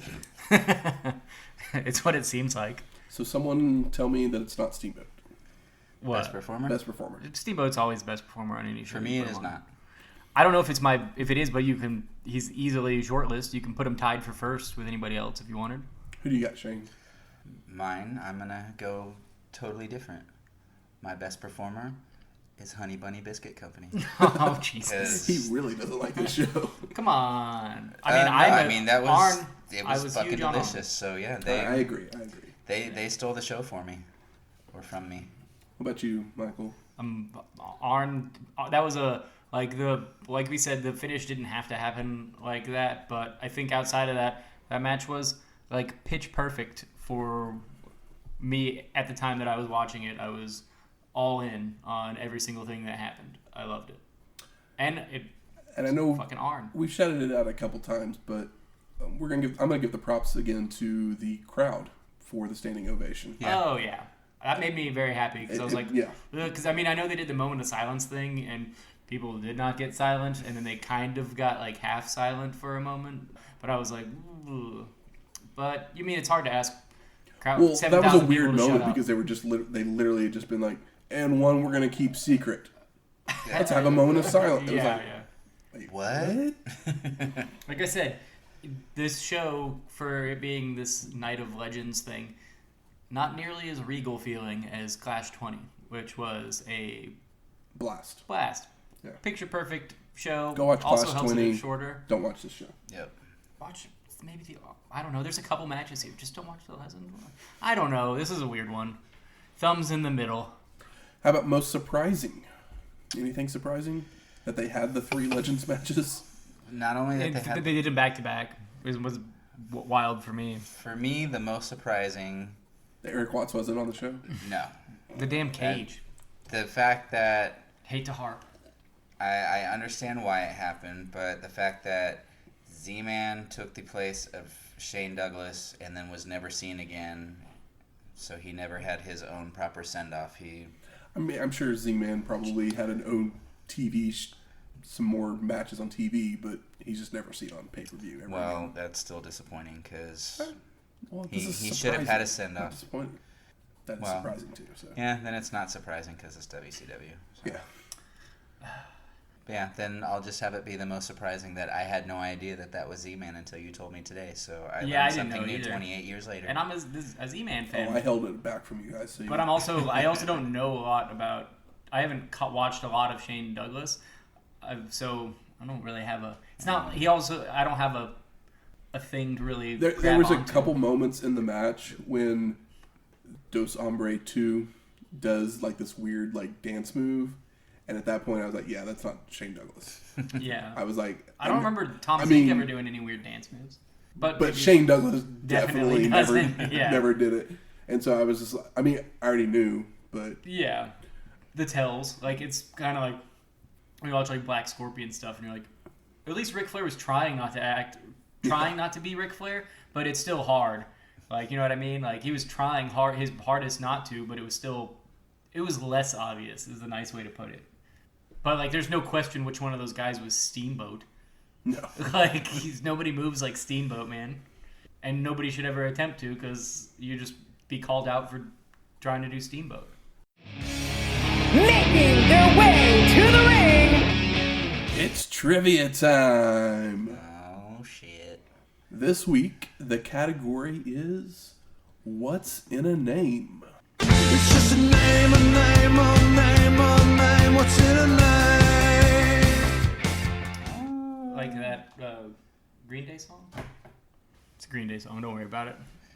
I'm like, what's in a name? Green Day song. I don't know that song either. I don't know if that's the name of the song, but it's on. I was a huge Green Day fan as a kid.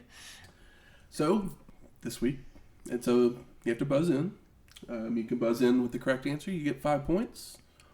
Or if you guys agree to go to multiple choice, you would get 3 points. Okay. I will give you the real name of a wrestler, and you will give me their wrestler name. Okay. The name this week is Aurelian Smith Jr. Aurelian Smith Jr. Is that correct? Aurelian Smith Jr. Eh. Oh, Michael's going for the 5 points. Is that Davey Boy? It is not Davey Boy. Oh, it's Davey. Aurelian I imagine his name is Smith David, but like Jr. Aurelian, it was a crazy name.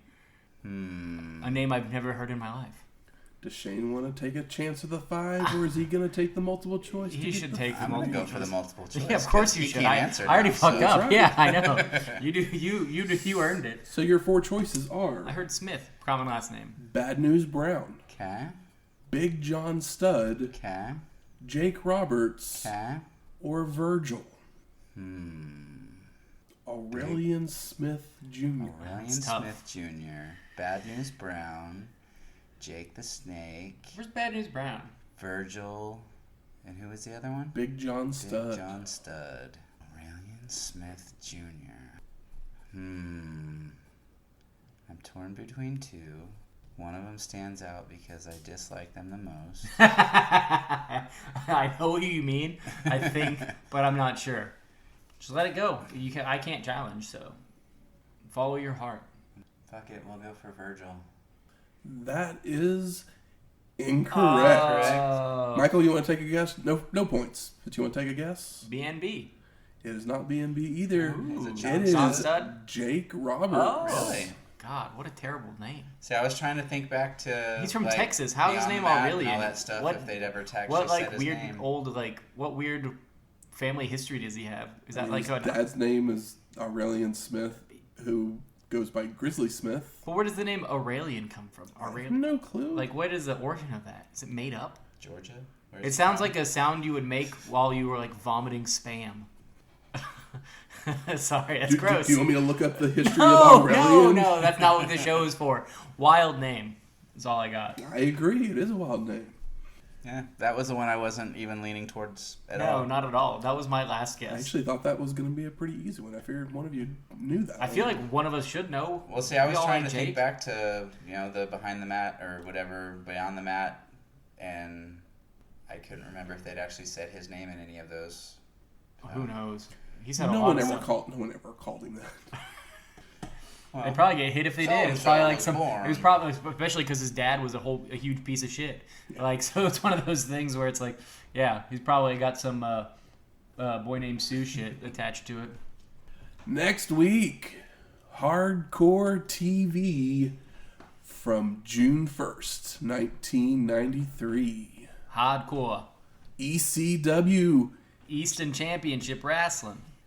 But yeah, you can go out there to the network and look under Hardcore TV, find the June 1st episode in 1993. Watch along with us. Yeah. Do it. Yeah, party. 45 minutes. We did it. They're not all 45 minutes. They're not guys. all 45 minutes. You gotta savor them shits. That's right. Music from this week's show is High Steppin' by John Hobbs. And Davey Boy 1 and his music in WCW is Hellraisers by David B. Fields. Hell? That's what his song is? It's That is what his song is. Hellraisers. And it sounds like the... On the network, they've probably Oh, yeah. put okay. his Rue Britannia song. Yeah, he doesn't really have much of a Cenobite gimmick, but Okay. but Hellraisers, sure. I didn't think about that. If you like this episode or any of our other ones, please go out there and rate and review us on iTunes, Stitcher, Google Play, or wherever you find your podcasts at. You can always hit us up on our email at wrestlinghistoryx@gmail.com. Any questions, comments, concerns, recipes? We're always looking for those recipes. Yes, we're going to Pennsylvania. Recipes or beverage ideas. Or you can hit us up on Twitter at WrestlingHistoX. That's Wrestling HISTOX. And one last thing, we'd like to wish everyone a Merry Christmas. Oh, this is our Christmas episode? Merry Christmas. I forgot to wear my Santa hat. Christmas comes in a couple days for everyone. So. I'd like to send a Alright. personal shout out to all of the people of Georgia for making my Christmas that much more special by being blue instead of red. So Okay. A quick round. Favorite Christmas song, Shane? that's While a we're tough here? one. I got to go with gun to my head. It's Wham! Last Christmas. Oh, I mean, good choice. Definitely up there for me. Matt? This is Christmas rapping by the The Waitresses. waitresses. I was like, Definitely my favorite Christmas song. There's a lot out there, but there's something extra sweet about that one for me. Actually, Candy Cane Lane by Sia. That one became a favorite last year that I had on constant repeat. All right. interesting. Minor ones that no one has ever probably heard of because they're Christian bands. It's a song called Evergreen by Switchfoot. I like that none of us picked any traditional ones. Like Mariah Carey. Yeah, I mean, that's great. But Rudolph? in close to Mariah Carey, there's a close one. Probably, I'm not really into Christmas music, but like in probably the top 5 song that I don't think anybody's ever heard called "Santa Tell Me" by Ariana Grande. Real earworm. It's a great Love song. that song. It's a great song. I don't know why, but it's a real earworm. David Archuleta also has another good one. So what we're saying is from. And there's a Wrestling great History Christmas X. album by the Devolve that everyone should go and listen to. as well. Maybe we should just do a Christmas podcast. Hey. But yeah, you gotta make a playlist, guys. We got you started. Merry Christmas. You know, hopefully your family is nice Yes. and easy to hang out with. And we'll see you next year. No? Oh no. We still have New Year. We'll see you next New Year's Eve. That's right. We'll talk to you next week. Laters.